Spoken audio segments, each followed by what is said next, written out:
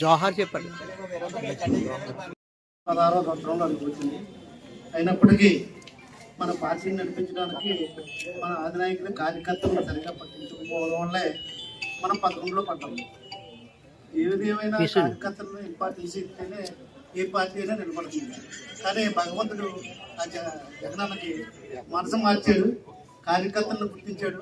కార్యకర్తలను గుర్తించారు కనుక తప్పనిసరిగా ఈ పార్టీ 200 వర్ధిల్లాలని వారికి శుభాకాంక్షలు తెలియజేస్తూ 16వ సంవత్సరం సందర్భంగా తెలియజేస్తున్నాము. కానీ అందరికీ ప్రత్యేకమైన నమస్కారాలు తెలియజేస్తున్నాము.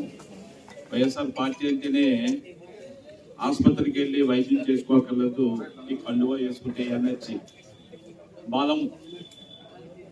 ఎవడరా నన్ను నా దగ్గరకు వచ్చి టచ్ చేసేదనే దాని గురించి మనము ఆలోచన చేస్తే ఈ కండువా వేసుకుంటే కొండనైనా పిండి చేసే శక్తి వైఎస్ఆర్ పార్టీ మనకి ఇచ్చింది. గతంలో ఏదో కోల్పోయాం అనుకుంటున్నాం కానీ కోల్పోలేదు. పడిపోయిన వాడు ఎప్పుడైనా లేస్తాడు, ఓడిపోయిన వాడు మరలా నెగ్గుతాడు.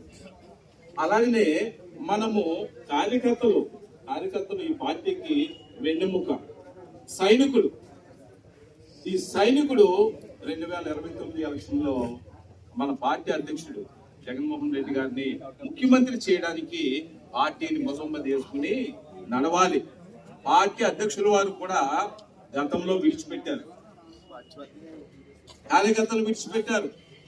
ఓటమి చెందామంటే కార్యకర్తలకు వెళ్ళి కంటుండి నడిపించలేకపో పార్టీ మనము ఓటమి పాలు చెందాం. ఇప్పుడైనా 2029 సంవత్సరం ఇప్పుడైనా సరే కార్యకర్తలు ఈ వెన్నెముకని మాట్లాడుతున్నప్పుడు కార్యకర్తలు కూడా